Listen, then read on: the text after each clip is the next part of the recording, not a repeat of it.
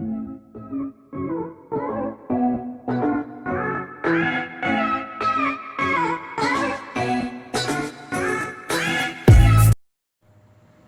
बच्चों, कैसे हो सब? God bless you all. आज हम करेंगे पाठ 8 सूक्ति सतबके। इसमें आप श्लोक पढ़ोगे, उनकी व्याख्या सुनोगे और उसमें कवियों द्वारा बताई आदर्श बातों के विषय में जानकारी प्राप्त करोगे। ठीक है बच्चों? तो इन बातों को सिर्फ सुनना नहीं है, इनको अपने जीवन में उतारने की भी कोशिश करनी है, क्योंकि ये विद्वानों द्वारा कही गई और परखी हुई बातें होती हैं, जिनको संस्कृत में सूक्तियों और फिर आपके 2 लाइनों के श्लोक होते हैं। सूक्ति अक्सर 1 लाइन की होती है, तो सूक्तियों के साथ श्लोक बनाकर आपको बताए गए हैं। मैं आपको उदाहरण देते हुए इजी रूप में इसकी व्याख्या करके बताऊंगी, तो आप सबने ध्यान से सुनना है। ठीक है बच्चों? और कोई प्रॉब्लम होगी तो आप मुझसे पूछ सकते हो। ओके, आज हम करते हैं पाठ 8 सूक्ति सतबके। इसमें आपने श्लोकों की व्याख्या करनी है, उसकी ट्रांसलेशन नहीं करनी जैसे आप लेसन में करते हो ना। इसमें व्याख्या करनी है, उसको एक्सप्लेन करके बताना है कि कवि उसमें क्या कहना चाह रहा है, उसमें मेन बातें क्या कहना चाह रहा है, उसकी गूढ़ बातें क्या हैं। उद्यमेन ही सिद्ध्यन्ति कार्याणि, मेहनत से ही सभी कार्य पूरे होते हैं। ना मनोरथई, मनोरथ मीन्स इच्छा। उद्यमेन मेहनत से, सिद्ध्यन्ति पूरे होते हैं, ना मनोरथई केवल इच्छा करने से नहीं। अर्थात कोई भी काम करना है वो तभी पूर्ण होगा अगर आप उसके अकॉर्डिंग मेहनत करोगे। खाली सोचने से वो काम पूरा नहीं होगा। जैसे कि ना ही सुप्तस्य सिंहस्य प्रविशन्ति मुखे मृगः, जैसे कि ना जिस प्रकार सोए हुए शेर के मुंह में हिरण प्रवेश नहीं करता। क्या मतलब है कि उसको भी, जो जंगल का राजा शेर है, उसे भी अपना शिकार ढूंढने के लिए मेहनत करनी पड़ती है। तो वही ये एग्जाम्पल है इसका कि कोई भी काम करना है, कोई भी व्यक्ति है, चाहे जंगल का राजा भी है, तो मेहनत किए बिना वो काम पूरा नहीं कर सकता। शेर को भी भोजन प्राप्त करने के लिए मेहनत करनी पड़ती है, शिकार करने के लिए मेहनत करनी पड़ती है, तभी वो सफल हो पाता है। दूसरा श्लोक देखो, इसमें क्या है? पुस्तके पठिते पाठ है, पुस्तक में पढ़ा हुआ पाठ जीवने नैव साधिते, अगर तुम जीवन में नहीं उतारते। मतलब जो आपने पुस्तक में पढ़ा है, जैसे आप आज श्लोक पढ़ रहे हो, उसके अनुसार अगर आप आचरण नहीं करते, उससे कुछ सीखते ही नहीं, तो उसका क्या फायदा? ठीक है ना? वो तो बस पेपर देने के लिए आपने रट लिया, तो उसका कोई फायदा नहीं है। तो संस्कृत तो वैसे भी आपको हमेशा आदर्श बातें बताती है, जिनको आपको अपने जीवन में उतारना चाहिए। तो क्या कहता है इसमें कवि? पुस्तक में पढ़े हुए पाठ को अगर जीवन में नहीं उतारा तो उसका कोई फायदा नहीं। किम भवेत तेन पाठेन जीवने यो ना सार्थक है, उस पाठ का क्या फायदा? ये मतलब अटैच दिया है, तो पूरे का यही है, पुस्तक में पढ़े हुए पाठ को जीवन में नहीं उतारा तो वो सार्थक नहीं है। उस पाठ को पढ़ने से क्या फायदा जो जीवन में ही नहीं उतारा गया।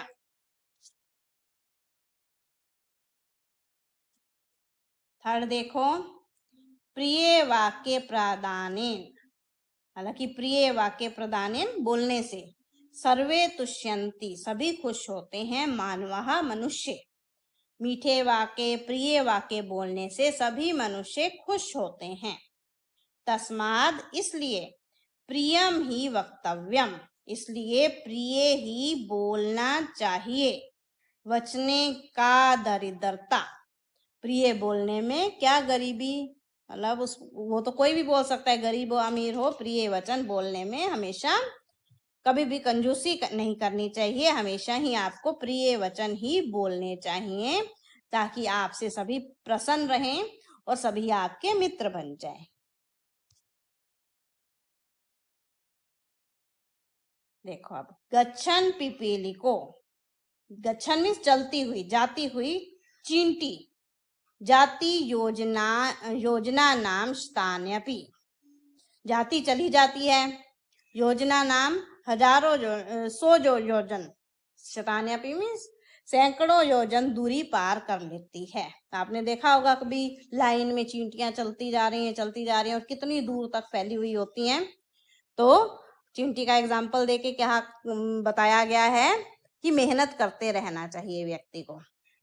तो देखो इसको, जाते हुए चलती हुई चींटियां भी 100 योजन तक, सैकड़ों योजन तक दूरी पार कर लेती हैं। अगच्छन वेन्त्यो अपि, वेन्ते मीन्स गरुड़, तो ना चलता हुआ अगर गरुड़ भी एक जगह बैठा रहे, जिसकी कदम काफी मतलब लंबे कदम रख लेता है, चींटी के मुकाबले में बहुत तेजी से चल सकता है, लेकिन वो भी बैठा रहे, मेहनत ना करे तो वहीं पर बैठा ही रह जाएगा ना, एक कदम भी आगे नहीं बढ़ पाएगा। तो क्या बताना चाह रहा है इसमें कवि कि अगर छोटे से छोटा व्यक्ति भी, उम्र में छोटा हो, बच्चा हो, कोई भी हो, वो भी बहुत बड़े बड़े काम कर सकता है, और जो एक बड़ा व्यक्ति या बुद्धिमान होते हुए भी अगर वो मेहनत नहीं करेगा तो कुछ नहीं कर पाएगा। तो वही जीवन में सफल है जो मेहनत करता है। काके कृष्ण पीके कृष्ण, कौवा काला है, कोयल भी काली है, को भेद पिक काक्यो, कोयल और कौवे में क्या भेद है। आपने देखा होगा कोयल को, दूर बैठी हुई दिखती है अक्सर पेड़ों के बीच में, बहुत मीठा बोलती है, लेकिन दिखने में वो दूर से ना कौवे जैसी ही लगती है, क्योंकि वो भी पूरी काली होती है जैसे कौवा होता है। लेकिन फर्क किससे पता चलता है? उसकी मीठी जुबान से, वो बहुत मीठा बोलती है क्योंकि, है बच्चों। तो इसमें कहा गया जो बाह्य व्यक्तित्व है उससे व्यक्ति की सही पहचान नहीं हो पाती, जैसे कि कौवा और कोयल हैं, ऊपर से देखने में तो सेम से लग रहे हैं, लेकिन कौवे का बोलना तो कर्कश होता है, वो किसी कोई पसंद नहीं करता, और कोयल का बोलना सबको अच्छा लगता है, उसको शुभ माना जाता है, ठीक है ना, क्योंकि जो बोली है वो उनको डिफ्रेंशिएट कर देती है, वो उनको एक दूसरे से अलग बता देती है कि ये कौवा ही है और ये कोयल ही है। तो देखो इस श्लोक को, कौवा भी काला है, कोयल भी काली है, कौवे और कोयल में क्या अंतर है। लेकिन बसंत के समय में जब कौवा तो ऐसे ही बोलता रहता है, बहुत बोलता है, जब कोयल बहुत कम बोलती है, तो बसंत के समय में जब कोयल खुश होकर बोलती है तब पता चल जाता है कि कौवा कौवा है और कोयल कोयल है। अर्थात सबकी पहचान उसके गुणों से होती है, वास्तविक पहचान क्या होती है? उसके गुणों से, रंग रूप से नहीं।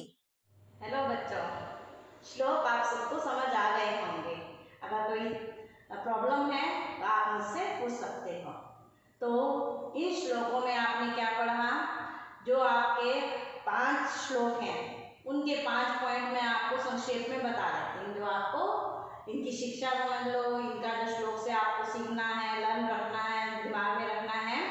और क्योंकि आपने पढ़ा है ना श्लोक में अभी अभी कि खाली पुस्तक में पढ़ने से कोई फायदा नहीं, इनको आपने अपने जीवन में भी उतारना है। तो इसलिए इन श्लोकों को अपने जीवन में उतारने के लिए मैं आपको 5 पॉइंट बता रही हूँ, जिन्हें आपको हमेशा याद रखना है और उसके अनुसार आचरण करने का भी प्रयत्न करना है। देखो पहले श्लोक में क्या था? मेहनत से ही सारे काम सिद्ध होते हैं, तो इसलिए कभी भी मेहनत से डरना नहीं है। हमेशा अगर आप अपने गोल तक पहुंचने के लिए मेहनत करोगे तो कभी भी असफल नहीं होगे, हमेशा सफलता की सीढ़ियों को छुओगे। दूसरे श्लोक में आपने क्या पढ़ा है? पुस्तक में जो भी पढ़ते हो, ठीक है, जो भी आपने पढ़ा है अच्छी बातें ही पढ़ाई जाती हैं, ठीक है ना। आपके पेरेंट्स हैं, आपके टीचर्स हैं, हमेशा आपको अच्छे रास्ते पर ही चलाने की कोशिश करते हैं। तो अतः बड़ों की बातों को भी हमेशा मानो, और पुस्तकों में जो पढ़ते हो, हमारे विद्वानों द्वारा, हमारे गुरुओं द्वारा लिखी हुई पुस्तकें हैं, खासकर संस्कृत में ये श्लोक हैं, सूक्तियाँ हैं, ये तो इसीलिए ही होती हैं कि छात्रों को, बच्चों को, नई पीढ़ी को अच्छी दिशा में डाला जा सके, अच्छे रास्ते पर लगाया जा सके। तो दूसरे श्लोक में आपने क्या सीखा कि पुस्तकों में पढ़े हुए पाठ को हमेशा अपने आचरण में लाओ, ठीक है, उसके अनुसार व्यवहार करने की कोशिश करो।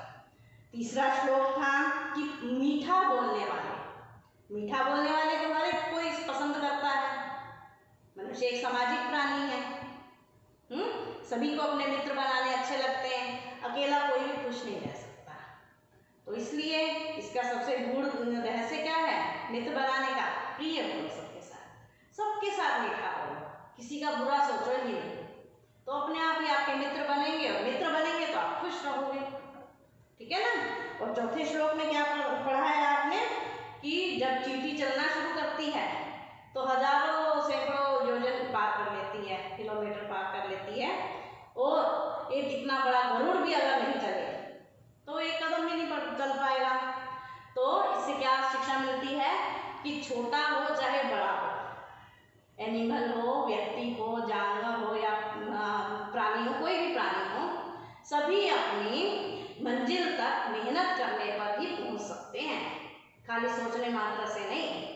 मेहनत करेंगे तो कुछ भी अपनी मंजिल पर कितनी भी दूर दिख रही हो, कितना भी मुश्किल हो आपका गोल, वहां तक आप पहुंच सकते हो, ठीक है। लास्ट श्लोक में क्या कहा गया है कि कौवा भी काला होता है, कोयल भी काली होती है, ठीक है ना। दोनों की अपीयरेंस, बाह्य व्यक्ति तो एक जैसा है, लेकिन जब वो बोलते हैं तब कोयल और कौवे का डिफरेंस पता चल जाता है।